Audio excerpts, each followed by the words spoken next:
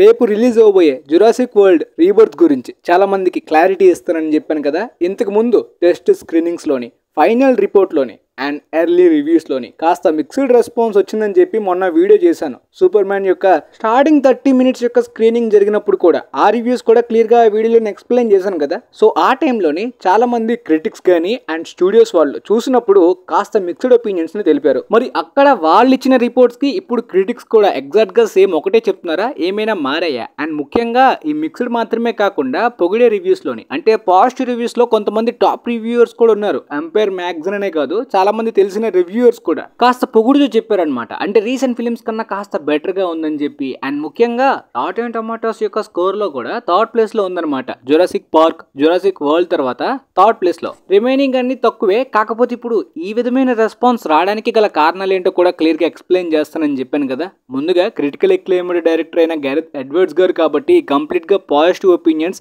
Franchise ని revive చేస్తాడు అనే రేంజ్ హోప్స్ వచ్చాయి. Godzilla 1, star wars, rogue one, the creator లాంటి ఫిలిమ్స్ తర్వాత ఈ ఫిలింలోని ఆయన ఎక్కువ శాతం హారర్ ని, వైలెన్స్ ని, ముఖ్యంగా ఒరిజినల్ జురాసిక్ పార్క్ లో ఉన్న ఆ టెర్రర్ ని తీసుకురావడానికి ప్రయత్నించారంట. ఇన్ఫాక్ట్ సినిమాకాన్ ఈవెంట్ లో కూడా R-rated హారర్ సీన్ ని చూపించారంట. చాలా మంది పిచ్చగా ఇంప్రెస్ అయ్యారనమాట. బాగా టెరిఫైయింగ్ గా ఈ డైనోసార్స్ యొక్క పొటెన్షియల్ ని హారర్ వైజ్ గా చాలా బాగా యూజ్ చేసుకున్న వైబ్స్ వచ్చాయి.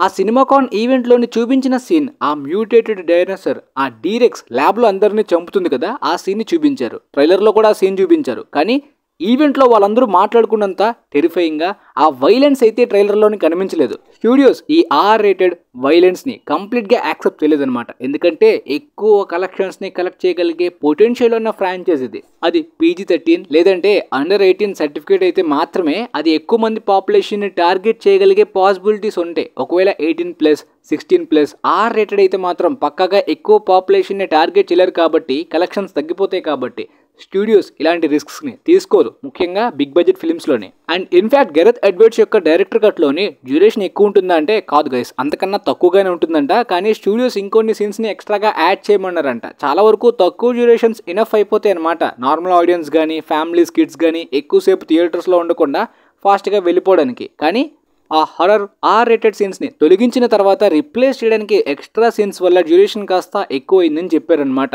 దానివల్ల ఫైనల్ రిపోర్ట్లో చాలా మంది చెప్పింది అదే, చాలా సీన్స్ రీప్లేస్ చేసినట్టు, కట్ చేసినట్టు ఆ ఫీల్ లేదని. అంటే ఫ్లో మిస్ అవుతూ రిపిటేటివ్గా హారర్ సీక్వెన్సెస్ కానీ, చేజింగ్ సీక్వెన్సెస్ కానీ, ఈ అడ్వెంచరస్ సీక్వెన్సెస్ వస్తున్నాయి తప్పించి స్క్రీన్ ప్లే అంతా థిన్గా ఉన్న ఫీల్ చెప్పారు. కానీ ఆ ఫైనల్ రిపోర్ట్స్లో చాలా మంది హారర్ సీక్వెన్సెస్ కానీ, ఆ అడ్వెంచరస్ యాక్షన్ సీక్వెన్సెస్ కానీ, వైలెన్స్ కానీ ఇవన్నీ కూడా ఇంప్రెస్ చేస్తాయని చెప్పారు. ఇప్పుడు క్రిటిక్స్లో కూడా చాలా మంది చెప్తుంది ఈ రిప్లేస్మెంట్ గురించి, ఈ సీన్స్ కట్ చేయడం గురించి ఎక్కడ కూడా చెప్పలేదు. కానీ స్క్రిప్ట్ అండ్ రైటింగ్ విషయంలోనే చాలా మంది క్రిటిక్స్ చెప్తున్నారనమాట. ఫిలింని అనౌన్స్ చేసినప్పుడే ప్లాట్ ఏ విధంగా ఉంటుందో మూవీ టీం అనౌన్స్ చేసేసారు. ఆ తర్వాత ట్రైలర్లో కూడా మనకి ప్లాట్ ఏ విధంగా ఉండబోతుందో చూపించేశారు. అంతకు మించి ఫిలింలో ఎక్స్ట్రా స్క్రిప్ట్ ప్రొసీడింగ్స్ లేకపోవడం అండ్ స్క్రీన్ ప్లే అనేది నార్మల్గా అలా ఒక హారర్ ఫ్లోలో వెళ్తుంది తప్పించి ఎక్కువ డీటెయిలింగ్ లేకపోవడం, అది కూడా ఈ ఒరిజినల్ రైటర్ యొక్క కాంబినేషన్ తిరిగి రావడం వల్ల కాస్త ఎక్కువగానే ఎక్స్పెక్ట్ చేశామని చాలా మంది క్రిటిక్స్ అయితే మాత్రం ఆ ఎక్స్పెక్టేషన్స్ కి తగ్గట్టు స్క్రిప్ట్ అయితే లేదని చెప్పారు. సో ఇది గ్యారెత్ ఎడ్వర్డ్స్ యొక్క ఫాల్ట్ అయితే కాదు. ఎందుకంటే ఈ recent first reviews, critics reviews లో కూడా చాలా మంది విజువల్స్ గానీ, ఆ హారర్ అడ్వెంచరస్ సీక్వెన్సెస్ అయితే మెచ్చుకుంటున్నారు అనమాట. మరి చూద్దాం రేపు థియేటర్స్ లో చూసిన తర్వాత నాకైతే మరి బాగా ప్రిడిక్టబుల్ గా అనిపిస్తుందా, కాస్తైనా ఇంట్రెస్టింగ్ గా సస్పెన్స్ గానీ, హారర్ గానీ జనరేట్ చేయగలుగుతుందా లేదా అనేది. ఇప్పుడు క్రిటిక్స్ ఎవరు చెప్పలేదు, కానీ రేపు ఫిలిం చూసిన తర్వాత నేనైతే క్లియర్ గా ఎక్స్ప్లెయిన్ చేస్తా. అదేంటంటే రెగ్యులర్ ఆడియన్స్ లో చాలా మంది స్క్రిప్ట్ గురించి కానీ, రైటింగ్ గురించి కానీ ఎవరు రారు. చాలా మంది యాక్షన్ కానీ, అడ్వెంచర్ కానీ, విజువల్స్ కానీ, ఆ హారర్ సీక్వెన్స్ కానీ, ఆ థ్రిల్ కానీ, ఆ డైనోసార్స్ కోసమే చాలా మంది వస్తారు కదా. అట్లీస్ట్ వాళ్ళనైనా సాటిస్ఫై చేసేలాంటి పాప్కార్న్ ఎలిమెంట్స్, రెగ్యులర్ ఆడియన్స్ ని టార్గెట్ చేసేలాంటి టైం పాస్ ఎలిమెంట్స్ అయినా ఉన్నాయా లేదా అంతకన్నా బ్యాడ్ అనేది కూడా రేపు క్లియర్ గా రివ్యూలో ఎక్స్ప్లెయిన్ చేస్తా. బట్ వస్తున్న ఈ రివ్యూస్ ప్రకారం అయితే మాత్రం ఓన్లీ స్క్రిప్ట్ ని, రైటింగ్ ని మాత్రమే వీళ్ళు జడ్జ్ చేస్తున్నారు. రిమైనింగ్ ఎక్కడ కూడా సినిమాలోని యాక్షన్ వైజ్ గా, విజువల్ వైజ్ గా, ఈ థ్రిల్ వైజ్ గా ఎక్కడ కూడా డౌన్ అయిందని, మిస్ అయిందని ఎక్కడ కూడా చెప్పలేదు. ఇన్ఫాక్ట్ కొన్ని సీన్స్ అయితే మాత్రం, కొన్ని సెట్ పీసెస్ ఒరిజినల్ ఫిల్మ్ ని గుర్తు తెచ్చాయని కూడా చాలా మంది చెప్పారు. బట్ క్యారెక్టర్స్ మాత్రం అంత ఇంట్రెస్టింగ్ గా ఏమీ లేవు, అన్ని కూడా రొటీన్ క్యారెక్టర్సే, సింపుల్ క్యారెక్టర్స్ అని చెప్పారు. ఇన్ఫాక్ట్ చాలా మంది కామన్ ఆడియన్స్ ఇలాంటి మాన్స్టర్ బేస్డ్ ఫిల్మ్స్ లోని మెమరబుల్ క్యారెక్టర్స్ ఎవ్వరు కూడా గుర్తుంచుకోవాలి, ఆ క్యారెక్టర్స్ ని ఎక్స్పెక్ట్ చేయరు. చాలా మంది ఆ మెమరబుల్ గా గుర్తుండిపోయే క్యారెక్టర్స్ అంటే ఆ మాన్స్టర్స్ కోసమే వెళ్తారు. చూద్దాం మరి రేపు ఎలా ఉండబోతుందో ఈ సినిమా అనేది. ఎనీవే స్టూడియోస్ R-rated కట్ ని రిలీజ్ చేయరా అంటే చేసే ఛాన్స్ కూడా ఉంది. ముఖ్యంగా అది ఒక చీప్ ట్రిక్ లాగా. అంటే ఫిల్మ్ ఒకవేళ బాక్స్ ఆఫీస్ దగ్గర కంప్లీట్ గా రిజెక్ట్ అయిందనుకోండి, వాళ్ళు ఆగిపోవచ్చు. మినిమం కలెక్షన్స్ వచ్చినా ఇంతకన్నా బెటర్ అవుట్పుట్ మేము దాచాం డైరెక్టర్ కట్ లో అని చెప్పి బ్లూరే టైమ్ లో రిలీజ్ చేసే అవకాశం ఉందన్నమాట. ఒకవేళ ఫ్రాంచైజ్ ని కంటిన్యూ చేయాలని ఒక చీప్ ట్రిప్ కోసం. చూద్దాం మరి ఫ్రాంచైజ్ ని ఆపేస్తే బెటరా, కంటిన్యూ చేసే పొటెన్షియల్ ఉందా అనేది కూడా రేపు చూస్తే మనకు అర్థమవుతుంది కదా. పోతే ఫిల్మ్ యొక్క బడ్జెట్ అయితే మాత్రం 230 మిలియన్స్ అనమాట. మార్కెటింగ్ గురించి తెలీదు. ఫైనల్ ట్యాక్సెస్ అన్ని కలుపుకొని 230 మిలియన్స్ అనమాట. మార్కెటింగ్ పక్కాగా ఈ ఫిల్మ్స్ కి 100 మిలియన్స్ దగ్గర వరకు ఖర్చు పెడతారు. ఆ రిపోర్ట్ రాలేదు కానీ ఇనిషియల్ ఎస్టిమేషన్స్ అయితే 180 మిలియన్స్ అన్నారు. ఫైనల్ గా ట్యాక్సెస్ అన్ని కూడా కలుపుకొని 230 మిలియన్స్ దగ్గర వరకు అన్నారు. పోస్టర్స్ అండ్ ఈ ఖర్చులన్నీ కలుపుకొని. బట్ ప్రమోషన్స్ అండ్ మార్కెటింగ్ కి ఈజీగా ఇలాంటి ఫ్రాంచైజెస్ బిగ్ ఫిలిమ్స్ కోసం 100 మిలియన్స్ ఖర్చు పెడతారు. డొమినియన్ కి ఎంతకన్నా ఎక్కువగానే ఖర్చు పెట్టారు అనమాట. అది ఫైనల్ ఫిల్మ్ కాబట్టి. కానీ తర్వాత ఫ్రాంచైజ్ మెల్లిగా డిక్లైన్ అవుతుంది కాబట్టి మరీ అంత రిస్క్ అయితే మార్కెటింగ్ కోసం చేయరనమాట. ఈ ఫ్రాంచైజ్ కాస్త ఫటిక్ అయితే ఫేస్ చేస్తుంది ఆడియన్స్ నుండి. ఒకవేళ ఇది రిజెక్ట్ అయితే కంప్లీట్ గా నెక్స్ట్ ఫిల్మ్ కి ఇంతకన్నా డబుల్ ఇంపాక్ట్ కూడా పడుతుంది అనమాట. బాక్స్ ఆఫీస్ దగ్గర ఓపెనింగ్స్ లోని చాలా మందికి ఇంట్రెస్ట్ రాదు. పోతే ప్రస్తుతానికి ఈ ఫిల్మ్ ప్రపంచవ్యాప్తంగా 600 నుండి 650 మిలియన్స్ కలెక్ట్ చేయాలి. ముఖ్యంగా నార్త్ అమెరికా మార్కెట్ మీద డిపెండ్ అవుతుంది అనమాట. నార్త్ అమెరికాలోని సెకండ్ వీకెండ్ కి కంప్లీట్ రిజెక్షన్ గానీ కనిపించినట్టయితే 600 మిలియన్స్ పక్కాగా క్రాస్ చేయాలి. బట్ ప్రాఫిట్స్ అనేవి 600 నుండి 650 మిలియన్స్ కలెక్ట్ చేసిన తర్వాత నుండి ప్రాఫిట్స్ అనేవి 650 దాటిన తర్వాత నుండి స్టార్ట్ అవుతుంది అనమాట. ఈ ఫ్రాంచైజ్ కి ప్రీవియస్ గా 2 ఫిల్మ్స్ కి కంప్లీట్ నెగిటివ్ రివ్యూస్ వచ్చినా కూడా 1 బిలియన్ క్రాస్ అయిపోయాయి. సో ఈ ఫిల్మ్ కి కూడా అదే రేంజ్ ఛాన్స్ అని ఎక్స్పెక్ట్ చేయకండి. ఈ ఫిల్మ్ కి కాస్త డిక్లైన్ ఉండొచ్చు అనమాట ఓపెనింగ్స్ లో గానీ అండ్ ఫైనల్ రన్ లో గానీ. అండ్ ఇప్పుడు ఈ రివ్యూస్ చూసిన తర్వాత ఆడియన్స్ రెస్పాన్స్ బట్టి ఫైనల్ రన్ అనేది డిపెండ్ అవుతుంది. ఎందుకంటే 3 days north America opening weekend previous film కన్నా తక్కువగానే కనిపిస్తుంది. బట్ ఇండిపెండెన్స్ డే యొక్క 5 డేస్ వీకెండ్ ప్రకారం కాస్త నెంబర్స్ ఎక్కువగానే కనిపిస్తున్నాయి. కానీ ఆ తర్వాత రిజెక్ట్ అయ్యే అవకాశం కూడా కనిపిస్తుంది అనమాట.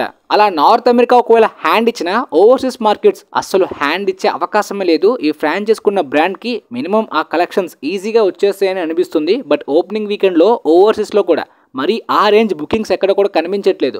తర్వాత బాక్స్ ఆఫీస్ రిపోర్ట్ అయితే వీక్లీ వైజ్ గా కంప్లీట్ గా ఇస్తాను. వీలైతే ఓపెనింగ్ డే మన ఇండియాలోని ప్రపంచవ్యాప్తంగా ఎంత కలెక్ట్ చేసిందో కూడా సాటర్డేనా ఇవ్వడానికి అయితే ప్రయత్నిస్తాను. ఇండియాలో కూడా డబుల్ డిజిట్ టచ్ చేసే ఛాన్సెస్ అయితే కనిపిస్తున్నాయి. జురాసిక్ వరల్డ్ ఫ్రాంచైజెస్ కి ఇండియాలోని 100 crores మార్కెట్ ఉంది.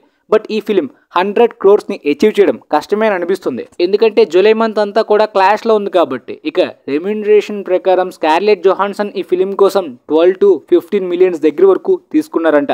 అంటే ఇది క్రౌడ్ పుల్ డిమాండ్ అని కాదు, ఇది కూడా ఫ్రాంచైజ్ ఫిల్మే. అండ్ ఇంతకు ముందు ఆమె కొన్ని ఫ్రాంచైజ్ లోని పాపులారిటీ అయితే ఒకప్పుడు ఉండేది. ఒకవేళ ఇది ఒక పాపులర్ ఫ్రాంచైజ్ లీడ్ రోల్ కాకపోతే అంత సాలరీ ఇచ్చి ఉండేవారు కాదు. ఈవెన్ మహర్షల్ అలీ గారి సినిమా కోసం 3 మిలియన్స్ తీసుకుంటున్నారు. ఇక జోనథన్ బెయిలీ గారు ఫిలిమ్స్ ప్రకారం చాలా మందికి అసలు ఎవరికి కూడా ఈవెన్ ఫారినర్స్ కి కూడా పెద్దగా తెలియదు. అండ్ ఆయన సాలరీస్ కూడా నార్మల్ గా thousands లోపే ఉండే యాక్టర్ కాబట్టి ఈ ఫిలిం కోసం $600K ని తీసుకున్నారు.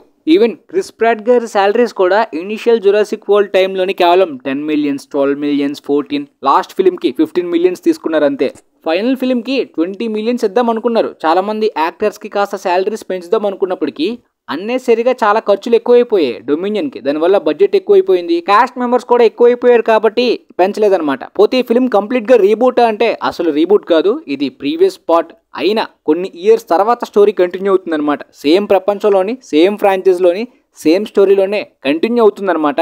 ఇది కంప్లీట్గా డిఫరెంట్ ఐలాండ్, ఒక ఐసోలేటెడ్ ఐలాండ్లోని ఇనిషియల్గా జురాసిక్ పార్క్ గురించి అనుకున్న ఫెయిల్ అయిపోయిన ఎక్స్పెరిమెంట్స్, ఈ మ్యూటేటెడ్ డైనోసార్స్ వాటి దగ్గర ఉన్న డిఎన్ఏని తీసుకోవడానికే ఈ టీం అంతా కూడా సపరేట్ ఆపరేషన్ కోసం అక్కడికి వెళ్తారనమాట. సో ఈ స్టోరీ అనేది రీబూట్ కాదు, ఒక రీవిజిటెడ్ లాగా.